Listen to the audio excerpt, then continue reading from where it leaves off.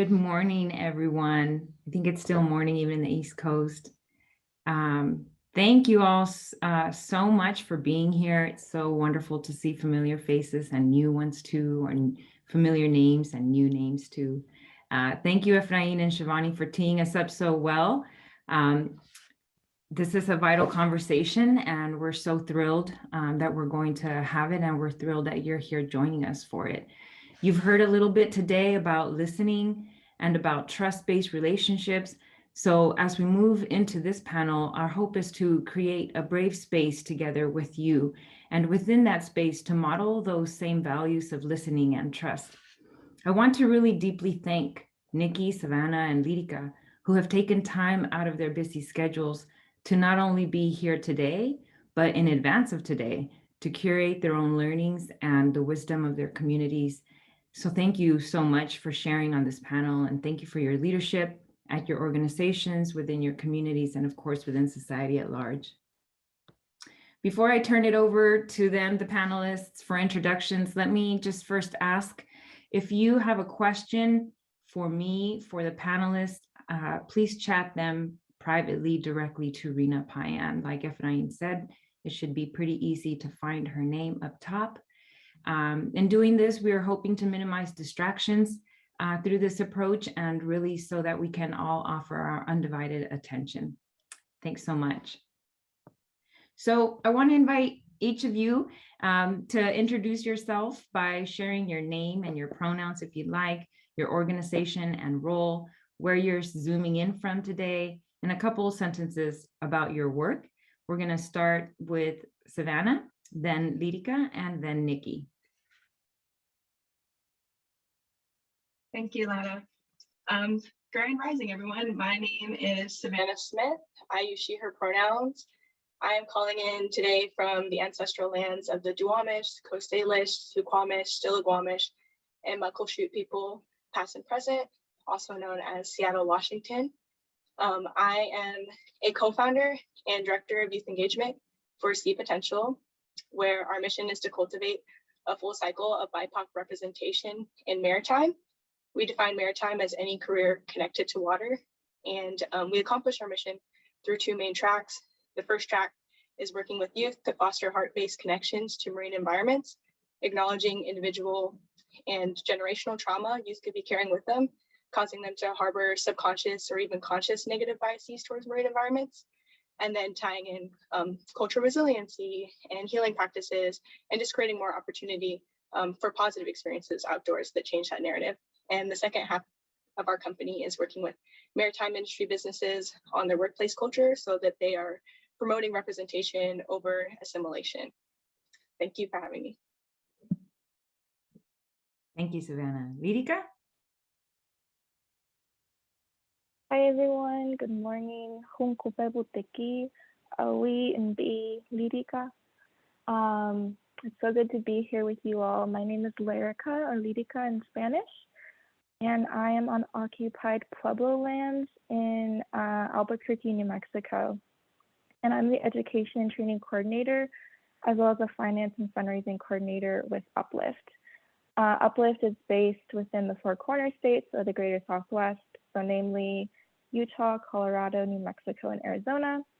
And we are largely engaged in supporting frontline youth who are advocating and fighting for their communities, who are on the front lines of the climate crisis in our region. So we do this mostly through education and training programs, such as fellowships and webinars. We create media, such as zines and art and newsletter, and we support direct action, both in our region and beyond, and are just generally supportive of creating networks, relationships, and communities for young adults to get involved in their community. Yeah, thank you all. It's great to be here. Wonderful. Thank you, Lyrica. Nikki? Ahisakwak Hills de Milguinis. Hello, relatives, and happy Native American Heritage Month. He's Jinte Squiswe Huele, Jins Jutsunch. He's Squiswe Nikki Petrie. My name is Huele, which means meadowlark, and in our ways, meadowlarks bring good medicine, and I hope to bring that to you today.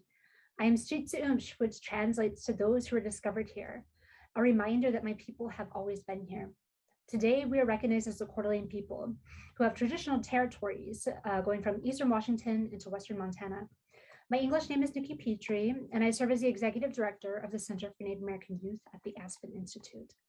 The Aspen Institute is located on the Nacotchtank and Piscataway people with traditional homelands between two rivers, the Potomac and Anacostia. And the word Nacotchtank translates to town of traders. And interestingly enough, here in Georgetown was a fur trading hub between the Nacotchtank and the Iroquois people. And though the Nacotchtank were forcibly removed from their traditional lands, we're reminded of their presence here in DC with indigenous names in our neighborhoods, our streets, our rivers, and more. And I recognize that the people were removed forcibly from their land as a desperate means of survival, abandoning sacred sites, their ways of life, and land that they loved. And as you're going through your land acknowledgements in the chat, I invite you all to reflect on that as well. I greet you all with a happy heart and a warm handshake. The Center for Native American Youth is celebrating 10 years of youth-led programming. We are founded to address Native youth suicide and believe that access to culture is the strongest protective factor.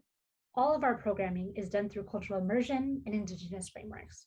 We've recently launched a new program where young Native people are given agency and solutions to bringing us all closer towards environmental justice.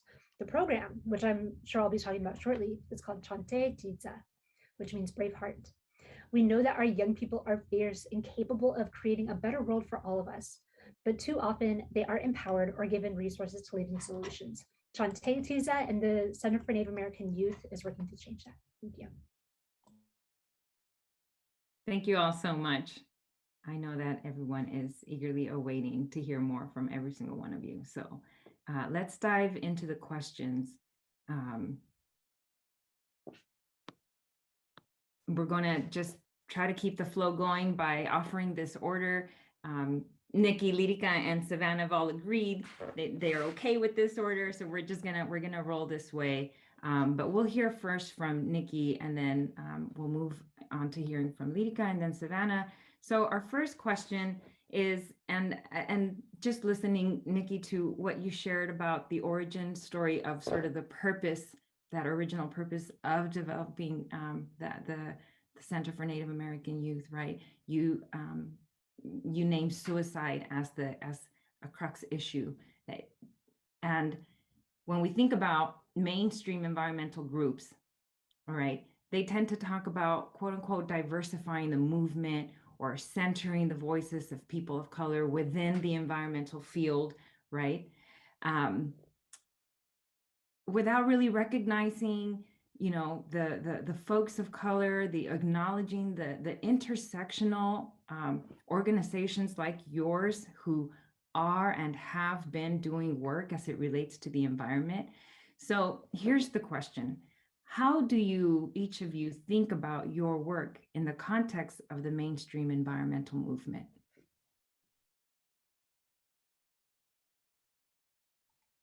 Are we starting with me? Yes? Yeah, okay. Go ahead, Nikki. Oh yeah, sorry, I froze for a second. So I think that the real issue is mainstream environment is really glossed over in a nice way of saying white. And to combat colonial ideologies of conservation, we lead with the truth that our people, Native people, are the first stewards of this land. We have ceremonies, gatherings, community happenings that all connects us to the earth and to a special place. And when it comes to solutions for environmental justice and addressing climate change, we need to listen to Indigenous people. CNAY has launched a culturally immersive program, not for mainstream environmental groups, but for us, for Native people, and most importantly, for our youth, our sacred little ones. We provide opportunities for intergenerational learning space and cultural methodologies that lead in policy reform and policy change.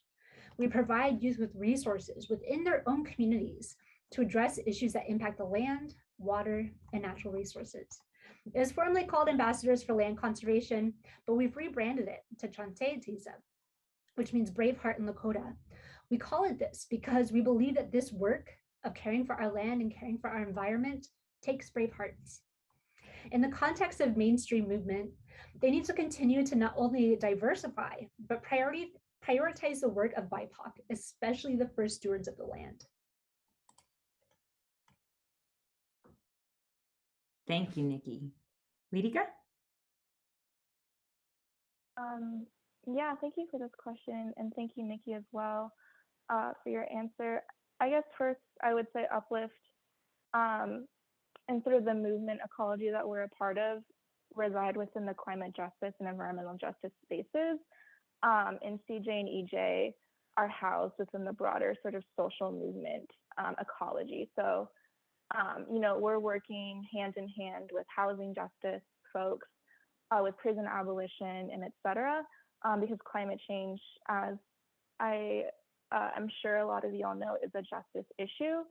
So I'll first just kind of put that out there. And then I think speaking to also what Nikki brought up, the wider environmental movement, the mainstream movement, is another word for a white-led movement. And I would say that this movement is not accidentally white-led. It's intentionally white-led through white supremacy, and we can see sort of the forefathers of the conservation movement are mostly white men who have pretty problematic ideologies, such as like John Muir and Edward Abbey. And ultimately, it's not the job of frontline communities or marginalized peoples to diversify the movement, because it really does feel like that burden or that duty has been put on our communities to diversify this movement. And that's not our burden, that's not our duty. And like Nikki said, we're not doing our work for the like wider and wider environmental movement. We're doing this work for our communities. And I would say it's the job of the, mainstream white environmental movement to engage in wealth redistribution, reparations, and accountability for harms that have been caused. I think, if you look at conservation ideologies, environmental ideologies as they've come from like Western and colonial ways of thinking, they're very harmful towards the land, and they're very harmful towards the peoples that have resided on that land. They're also often very patriarchal. And lastly, I would just say that I think like Nikki said, and I think like you'll hear today, all peoples, like Indigenous folks, Black folks, immigrant peoples, communities of color, have always been out on the land in different ways. And there are relevant, culturally relevant histories and traditions that are a part of our both ancestral and modern day cultures and lifestyles that pertain to the land and water and the environment. So often it kind of feels like the environmental movement just like woke up one day and realized that like people of color exist, and then there's all this like flurry and excitement and energy of like, oh, we need to diversify our state, our org, and we need to write these diversity statements and form JEDI. They call JEDI the Justice, Equity, Diversion, Diversity, and Inclusion. We need to form these committees, and it's like y'all can do that, but we'll be over here, living as we always have and fighting for our communities. I think I'll leave it at that and pass it to Savannah. Thank you so much, Lidika. Go ahead, Savannah. Yeah, I think there's a lot to think about and talk about with this question. And for me, a couple of things are coming up. First, when I think of environmental movement, I'm like, oh, great, a way to get people on board. That's wonderful. But then the more I think about it, it's frustrating, because it should really be a way of life, not just a movement. And I think for me and my co-founder, we don't need a movement in order to do this work. And knowing how intersectional and interconnected everything is, really community is at the forefront. Community is the priority, and that ties in with environmentalism. And when I think of centering, I also want to acknowledge that focusing just on trauma and harm in communities, especially communities of color, isn't necessarily moving forward or moving in the right direction. Yeah, it's important to acknowledge, but we also need to highlight cultural resiliency and use that for guidance as well. And lastly, I'll add on with centering by saying that we need to avoid approaching BIPOC individuals and using their voice and their image and our free labor, and really allocate funds towards supporting the work that we're actually doing. And that is moving in the right direction for the environmental movement. Thank you. Thank you, Savannah. That's a really great way to segue into this next question. And thank you all so much for your deep reflection on this question. Just sitting here nodding and smiling the whole time. So when you think about, you just mentioned at the end there, Savannah, right, what it would take to move in the direction of increased support for Black, Indigenous, and people of color-led organizations or efforts and those individuals. What would you like to share with funders on this call? What shifts do you think are still needed when it comes to investing in Black, Indigenous, and people of color-led work by philanthropy in the outdoor and the environmental movement? And or what have you seen funders get right? Let's start with Nikki, and then we'll go Lydica and Savannah. Sure, thank you so much. And Savannah, what you said really resonated with me. We need to normalize an investment in leaders and investment in missions. I believe that especially in the environmental space, we need a stronger investment in Indigenous-led organizations. We see funders get this right, such as REI, Liberated Paths, 11th Hour Project. According to a study conducted by Native Americans in Philanthropy, only 0.4% of the overall funding from philanthropy goes into Indigenous-led organizations. I'm going to say that again so word sinks in. 0.4% of overall philanthropic funding goes to Indigenous-led organizations. Yet the United States Census tells us we make up nearly 4% of the overall population.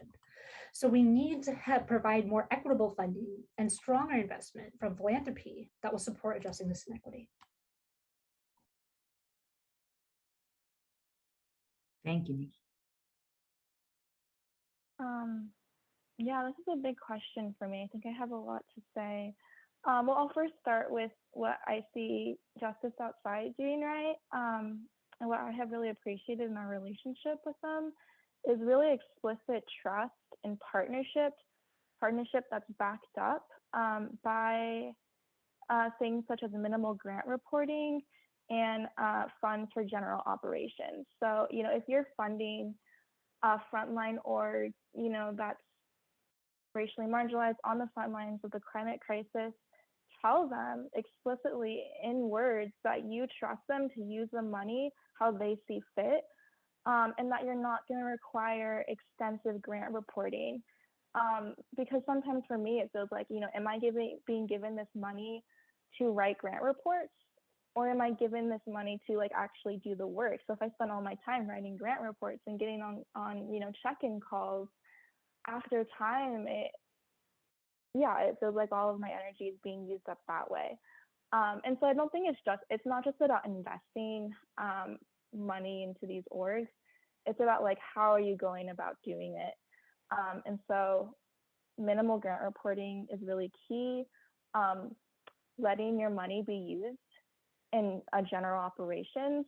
I see so many funders who really want to fund project or programmatic specific work. And I'm always confused about why is that? Why is there such a hesitation to fund salary? That's something I've seen a lot. Funders don't want to fund people's salary, which is weird because I'm should we not get paid for this work? Yeah, so I'll say that. And also I think there's this, at Uplift, I'm 24, our youngest team member who's on payroll is 21, so we're a fairly young org. Everyone on our paid team are Indigenous peoples from all over the so-called Americas. And so if we're getting funded by a an older white-led org who keeps asking for grant reports, who is really particular about how their money is used, it feels like this gross relationship. It feels very patronizing and condescending, and we don't know how to use our money when we do. And especially when that org is based in some place like New York or DC or California and very far from our communities.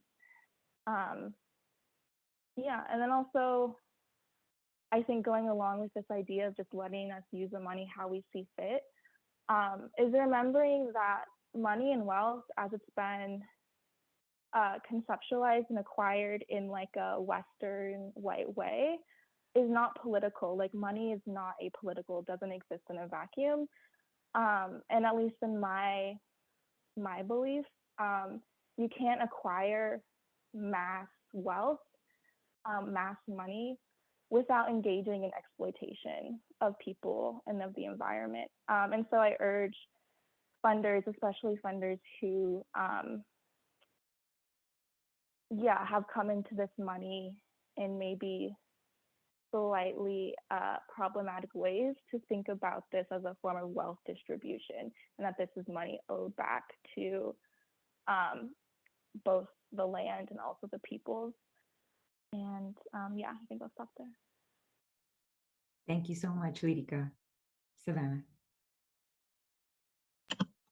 What Lyrica was saying really resonates with me as well. I was going to say that I want to see funders move in the direction of offering more general operating fund support and really focusing on supporting community vision and not just what a funder may initially believe is a priority, and general operating funds allows for that. I think organizations like my own often have to contort to try to fit a grant application, and that really just takes away from valuable time and energy spent doing the actual work. And Justice Outside has been amazing because they offered that general funds grant, and we're the first grant that See Potential actually received, and allowed us to really get in and do the work early on. And we ended up being able to raise $100,000 in grants in our first year. We got started in December 21st of 2020, so we're coming up on a year. And with that considered too, I think that it's important for funders to also take a chance on newer organizations. A lot of grant applications often have a minimum requirement of being established for a year or a couple years. And that's hard because I don't believe that time is a direct measure of impact. And we haven't even hit our 1 year mark yet, but we've been doing some amazing things for community. We're on our 4th youth program right now. We've joined the Tacoma Maritime Innovation Incubator. We've been heavily involved with Maritime High School, and have done like countless speaking engagements with youth ranging from elementary to college. And so I think that, again, time is not a measure of impact, and want to see funders take a risk on newer organizations. And I realized that it is risky taking, giving newer orgs a chance, but also we can redefine what failure means and understand that learnings and risk are essential for our evolution in this work. Thank you all so much. We can also redefine what we think about when we hear the word risk, right? Or redefine the idea of risk in our minds. Thank you for that. And again, it's almost like you planned this. You've offered a really great segue to this next question around thinking about, impact and what we measure and how we measure it. And so with that, I'll offer my last question, and then see if we've got some questions in the chat. As you all noted, right, funders often ask about impact. It often takes a long time to gather all of the data that folks might ask for to share back on that impact. Can you share how you define success in your work? If you can offer an example with us, whatever comes to mind to share here. How do you define success for yourself in your work? Nikki, we'll start again with you, and we'll go down our order. Sure, thank you. So the Center for Native American Youth defines success through Indigenous methodologies and Indigenous frameworks of evaluation. This is really to disrupt colonial and predominant white metrics of success. When we bring in culture and our traditional ways of knowing into any and all spaces in our programming, that's when we see the impact of our work. An example of this is through a leadership program that we run. We knew we needed to change how we define leadership and how we build leadership within our Native youth. Predominant white society tells us that success and leadership is defined by how much money you make, what title you have, where you went to school, and financial wealth. But through qualitative surveying and community-based and tribally based participatory research, Native people had told us that when we lead in our Indigenous values, that's true leadership. Is this person a healer of their community? Are they generous? Are they humble? Are they spiritual?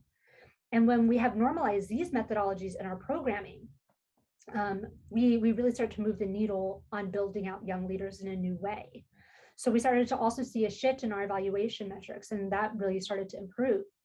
Additionally, data from our evaluation tells us that youth's perception and value that they have in their community has improved as well. And that's how CNAY is dismantling how success has been defined and reclaiming how we define impact through culture and Indigenous competencies. Thank you, Nikki. Yeah, I really resonate with what Nikki said as well. I think at Uplift, a large part of our beliefs and principles has to do with relationship building and relational organizing. And obviously it's really hard to measure, like it can be really hard to measure relationships. But that's one way that we define success in our work is, are we building relationships among frontline youth in our region? And it's not just about the relationships that we build with other young people, it's about the relationships that young people build together, especially in COVID, especially across our region, which is pretty rural and remote. We're all very disconnected. So we want to see relationships being built in decentralized networks and communities and relationships. Another key part of how success is defined is how we did the thing. So we can focus on the what, we can focus on the quantitative data, the metrics, the number of people served, etc. But how we do things matter, because at Uplift, you know, especially as young people, we don't have time to wait for politicians, for CEOs or executives. We need to be embodying our future now, and we need to be, the future is now, like there's nothing to be waiting for. So are we actually practicing anti-oppressive and justice-oriented principles within our work? One way that we do this is by making sure that everyone on our team, and we have a small team, so this is probably a bit easier than a large staff, but looking at, are we being financially compensated for our work? Because if you're overworked, you're not paid well, you're burnt out, your health is in decline. You know, in my future, in the future that I'm working to build, we're living healthy lives. And so if we're not healthy, if we're not building healthy lives as we're doing the work doesn't really matter. And so we have conversations around like, hey, what do you need to pay your rent? Do you live in Flagstaff, Arizona, which is an incredibly expensive place, and Salt Lake City, Utah, which is also very expensive? Do you have children? You know, what are your finances like? And so having these conversations around money is really important. Having well-being check-ins with our team is super important to make sure that that our mental health and physical health isn't taking a toll as we do the work. So I think that's one aspect of it, is how we do the work matters. Because, you know, I'm working for like justice and liberation. And I think as we go down that road towards our future, we're building the future as we move down the road. And then I think lastly, I'll add that change does not happen instantaneously. I think that's often how we view it happening. You know, it feels like just a spark igniting. But there have been centuries and generations of people organizing and working that have gone into this present day. And so we're in this for the long haul. I think especially when you work with young people, you're not going to see impact or change or success happen the next day. You're going to see it years, maybe even generations down the road. So just want to bring home the idea that we're in this for the long haul. And so impact is not going to be seen instantaneously. Thank you so much, Savannah. Yeah, See Potential's work is also very relational. And although we have a niche of helping Black, Indigenous people of color thrive in maritime, it's more than just that. We want to inspire people to see the world through a lens of interconnectedness, reciprocal healing, and curiosity. And so the way we engage with folks helps them reflect on a deeper level and really develop a sense of community. And so an example for now is we currently have a program called Get Into It Maritime, which is about a 5-month-long program working with BIPOC youth ages 12 to 14 and getting them exposed to maritime industry careers. But we decided to start off our first 2 sessions by dedicating them strictly to relationship community building. And so we talked about our personal relationships to water. We talked about things like confidence, imposter syndrome, and we did embodiment practices together before diving into this uncharted territory of maritime industry careers and going on field trips to experience them hands-on and meeting BIPOC professionals or women and non-binary folks in that field. We focused on this relationship building. And for us, it was really affirming because after the first day, we did a one-word reflection with all the youth in the group to see kind of how they felt about the day. And one of our 12-year-olds said their word was connected and said, I already feel so connected to everyone here. And for us, that really just showed the value in starting off that way and creating that safe space before we get into the learning together. And so our success is really measured by community response, whether that's things like youth staying after program day of tide pulling to show their family what they learned and what they saw. And we see that knowledge directly being passed on, or whether that's word of our organization spreading throughout the community. And in fact, this program we have going on currently, Get Into It Maritime, the Port of Seattle reached out to us to start this program. And so that felt like a big success to us that people are knowing and caring about the work that we are doing and helping uplift it.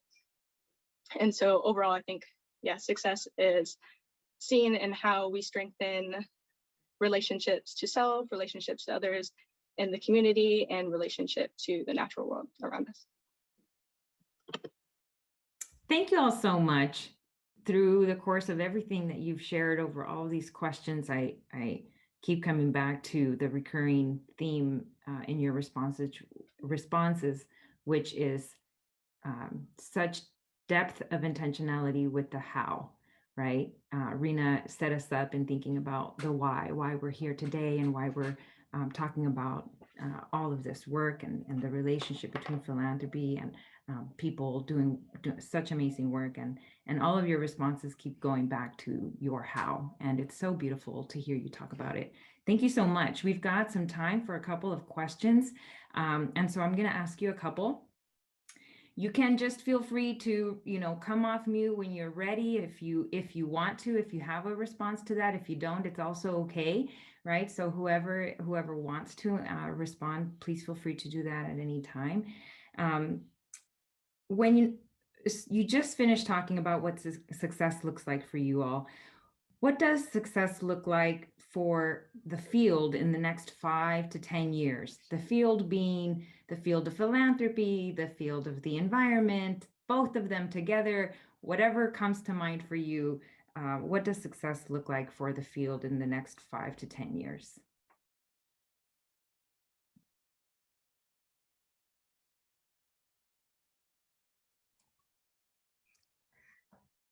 I think that success within the next 5 to 10 years, whether it's in the environmental space or philanthropy, is that we no longer have to have conversations like this where the work of my organization, Savannah's and Lyrica's, are the exceptions.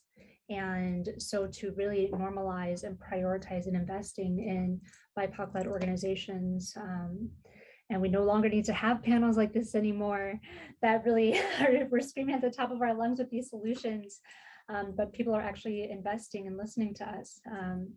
I think that would be the ultimate successful. Thank you, Nikki. Anyone else feeling inspired to answer this question? I can share. I think what I would really like to see within the sort of climate realm of both philanthropy and just the movement, is like we really don't have time to be we don't have time to be writing grant reports or doing all of that administrative work. Like the climate crisis is happening now. And again, as like a young adult and someone who works with, and as like my community is young people in their 20s and late teens, like there is just so much eco-anxiety and climate grief happening among everyone, I think, but especially folks who are just now beginning like adulthood and even childhood. Like this isn't a game anymore. This is real. Like people are dying because of the climate crisis, and it sometimes just floors me that like there are people who have so much money who can fund like all of the work in the world. But in order to get to that money, we have to jump through so many hoops. So I think I would just like to see all of those hoops being taken away, and for us to realize the moment that we're in which is, I mean, I personally think that we've been in the climate crisis since colonization, but we are experiencing, like this is the beginning of the climate apocalypse for young people. So I really would just love to see like, yeah, folks who have access to resources really begin in redistribution, and for all of us to just buckle down and do this work. And also like we know who is polluting the earth. You know, there's so much talk about climate solutions and trying to figure things out. We know what is causing the climate crisis. So yeah, I think I would just like to have some of that, like some of the circus that's around all of this taken away so we can really just do the thing that needs to be done. Thank you, Lirika. Savannah, anything you want to share? Yeah, I agree that I want to see in the next 5 years more equitable distribution of funds and not having to justify the work that we're doing repeatedly. I feel like that's the best answer I can give right now. It's hard to think of maybe something specific in 5 years because this is ongoing work and it's so dynamic, and we're going to keep having goals that we're moving towards this. It just doesn't feel right to be like in 5 years, this is like, we'll accomplish this, and that's great because we're focused on continuing to move forward. Yeah, absolutely. Also, like 5 years is like tomorrow, right? It's really like not very much time. It feels that way to me as I think about the future. One last question for you all, and then we'll wrap this panel up. And that is, you know, we're talking about the future a little bit. Can you tell us about your plans for 2022, 2023? What have you got going on that you're excited about? Tell us about your future plans, and anyone can start.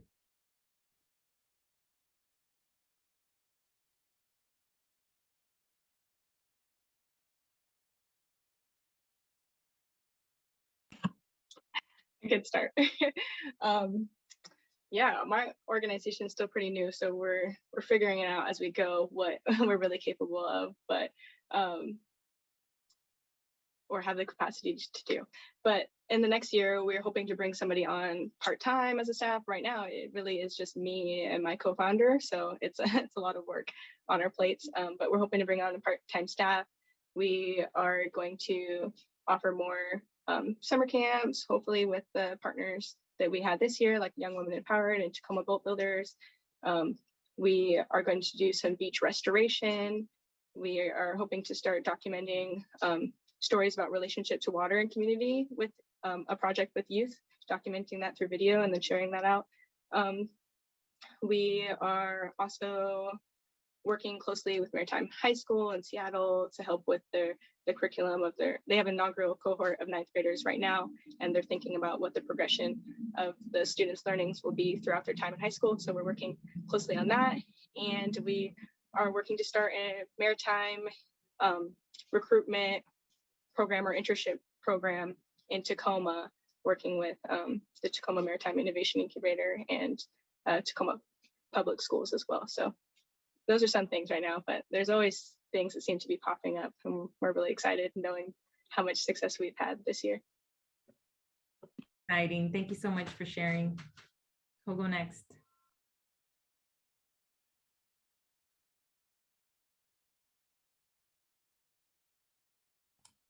I can go. I'll share a little bit more about the work of Chante Tisa and what we have in store.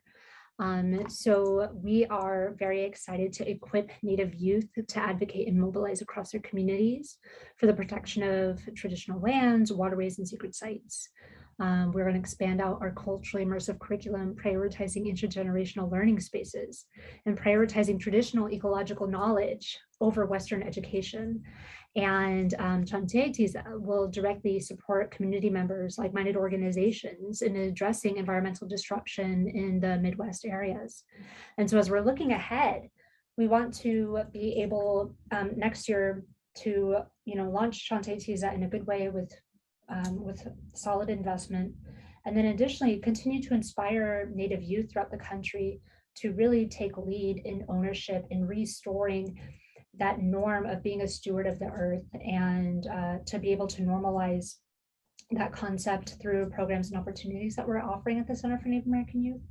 We're going to continue with our Indigenous evaluation methodologies, making sure that we are always prioritizing our traditional ways of knowing and our evaluation metrics through cultural competencies and Indigenous methodologies.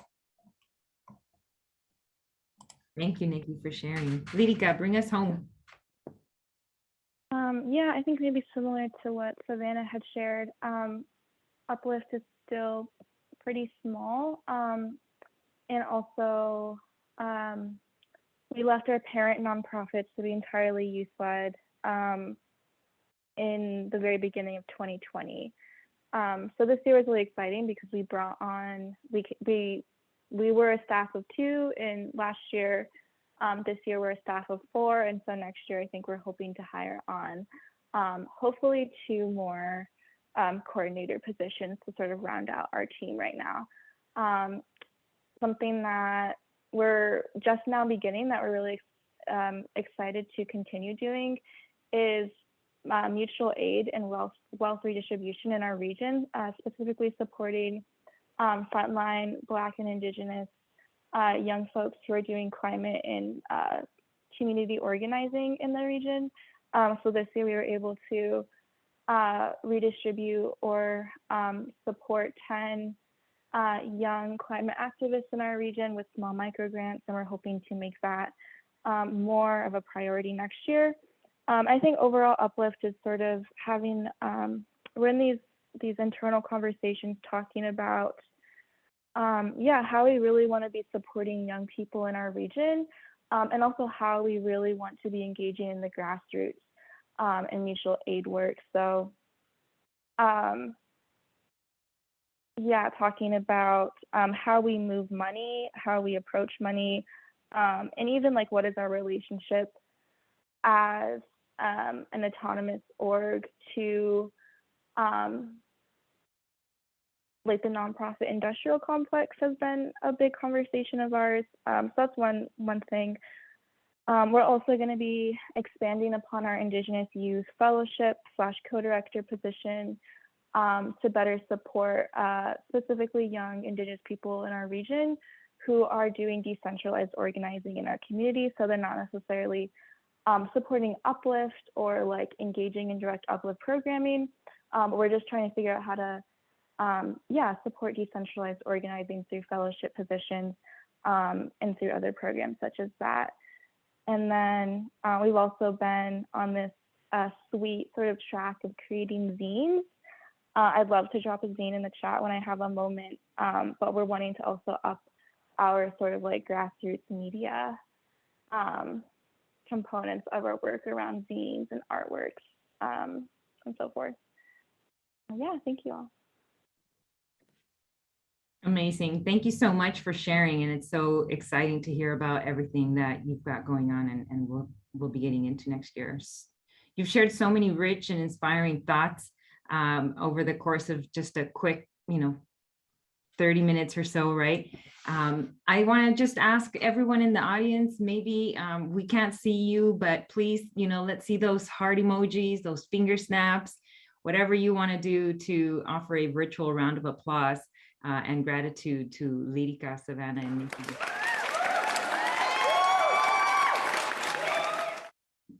It's so clear that groups like Uplift Climate, See Potential, and Center for Native American Youth are leading the way, and that it's so necessary for philanthropists to support them and groups like these with trust-based relationships. I want to say thank you so much to each of you once again for sharing your insights and your time with us today. We appreciate you so much. And with that, I'm going to pass it back to Efrain. Thank you. Wow, what a wonderful panel. There's a lot to sit with, a lot to take in, and many clear paths toward action with several of the nuggets of knowledge that were shared by the panelists. Thank you so much, y'all. We want to offer a deep thanks to Savannah Smith, Lyrica Maldonado, and Nikki Petrie for sharing their insights with us. And thank you, Laura, for helping navigate this important discussion. Our next speaker is none other than our very own President and CEO, Kim Moore Bailey. Let me take a moment and share a little bit about Kim. With over 25 years of experience in strategic planning and community engagement, Kim Moore Bailey provides the leadership and vision that drives Justice Outside's work, shifting resources to, building power with, and centering the voices and leadership of Black, Indigenous, and people of color to advance racial justice and equity in the outdoor and environmental movement. As president and CEO, Kim guides the overall strategic direction of the organization and supports the leadership team as they manage the organization's grant-making portfolio, training and capacity building programs, and ongoing advocacy work. Kim is also the guiding force behind the creation of the Liberated Paths grant-making program, which I am very fortunate to be working with on a day-to-day basis. And today, she'll share some reflections as well as some exciting news. And so with that, I'll hand off the space to Kim.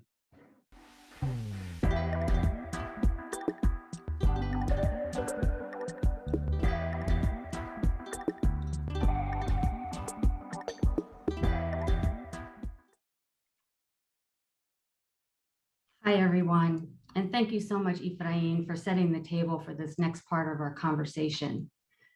I also want to share that I'm sitting in downtown Oakland, and it's become a little noisy. So please bear with me if you start to hear sirens or what sounds like some construction. I am really feeling the power and connection from that panel, as I imagine all of you are as well, as I saw the chat just light up. But if you'll join me, and let's just take one more moment to share our thanks in the chat to the extraordinary grantees who just led that discussion. And again, it was Lyrica Maldonado from Uplift Climate, Savannah Smith, the co-founder of See Potential, and Nikki Petrie, the executive director at the Center for Native American Youth. And I also want to thank our own Laura Rodriguez again for so skillfully moderating that rich discussion.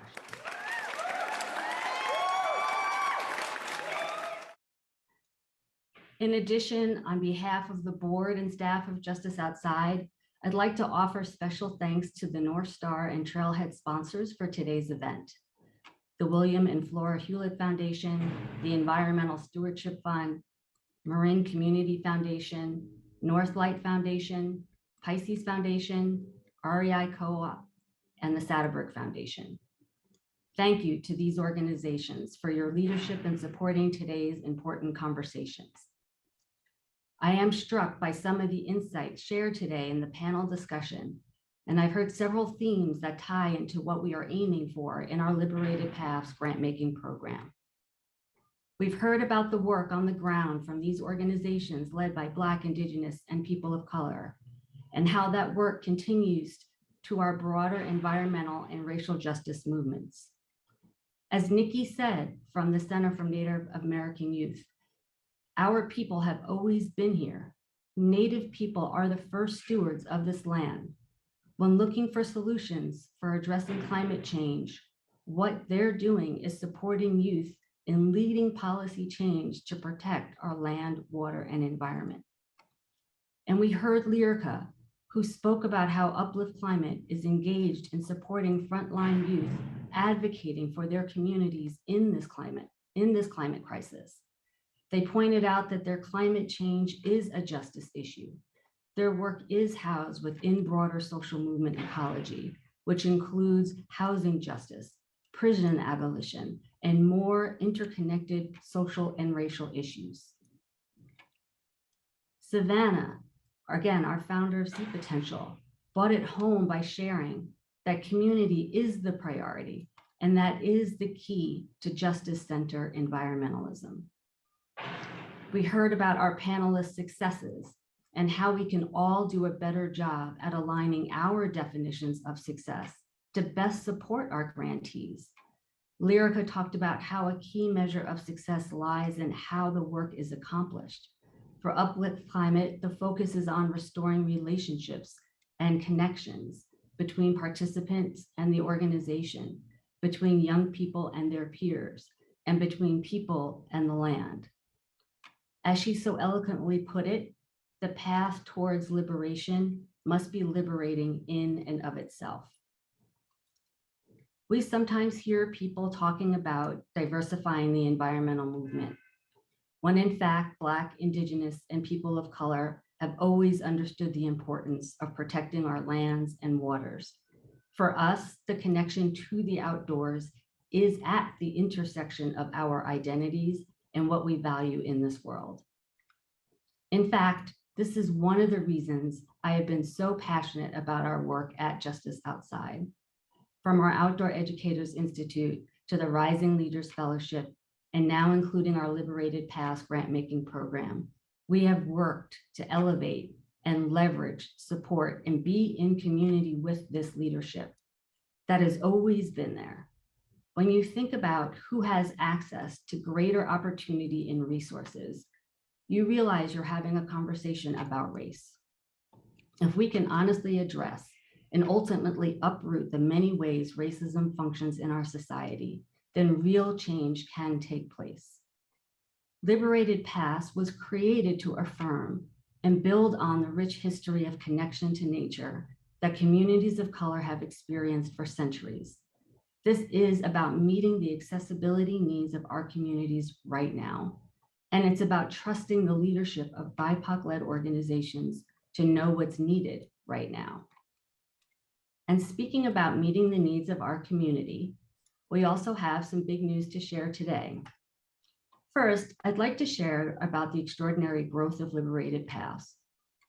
In our inaugural year of 2020, we were able to award nearly $340,000 to 17 grantees. This year, thanks to our current and new funders, we're excited to announce the expansion of our program into California and awards totaling $1 million to 52 grantees. But that's not the only good news I have to share. In 2022, Liberated Paths will be coming to the East Coast. So in addition to our grantees in the Western region of the US, we anticipate partnering with approximately 30 grantees on the East Coast. We'll be centering our work in the Delaware River watershed, which includes parts of Pennsylvania, Delaware, New Jersey, and New York. We are very grateful to the William Penn Foundation, whose lead support is making this new geographic expansion possible. So to put it all together, with Liberated Paths, we celebrate the leadership of communities of color by trusting that they have the solutions to some of our most pressing climate and social problems. We see the unparalleled value that their vision and leadership has in charting a better future for the environmental movement and the planet. We are here to provide resources and shift power to further the vision of the leaders we partner with, just like you heard from our panelists. And we hope that you will consider joining us as a funder of Liberated Paths and as a supporter of these and all of our grantees. So thank you. I thank you each for showing up for this necessary conversation. Thank you for supporting the tremendous growth of Liberated Paths grant-making program. Our liberation is bound up in each other. Let's collectively commit to supporting the leadership of Black, Indigenous, and people of color. I'm going to pass the mic back to Ephraim, who will host a short community building session before we wrap up at 1:30. I hope you join in. Thank you again.